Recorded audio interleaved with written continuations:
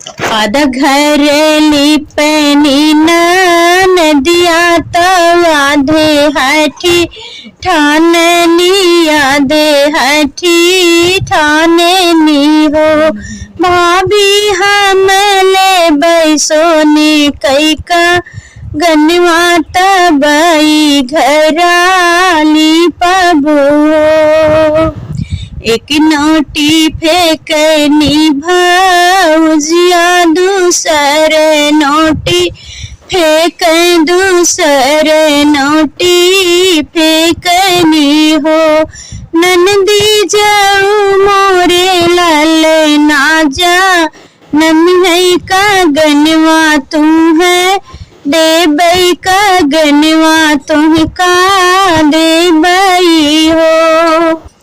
8वां मास बीती गई नई नववा के लागल नववा के लागल हो।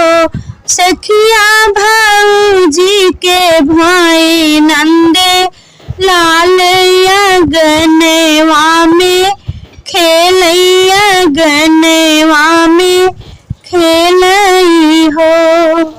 सासु जियावनी गावत ननदी जावत ननदी जावत हो। भौजी हम दादा सोने का गनवा तो सौरीली पैया तो सौरीली पैया नी हो। कलैस काढ़नी का गनवा को आचरवा में खोसैया चरवा में खोसई हो।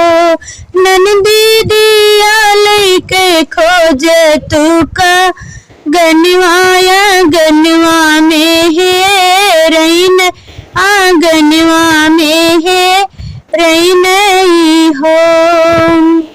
चुप रहा ये भौजी चुप रहा झूठ मती बोलहु झूठी मती बोलहु हो। भौजी कलई से काढ़े लुका गनवाया चरवा में खोसाया चरवा में खोसऊ हो।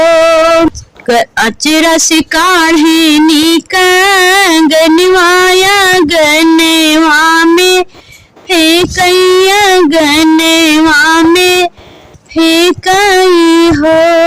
लई जा घर लूटनो का गनवा का बहू जीनी आयु का बहू जीनी आयु हो।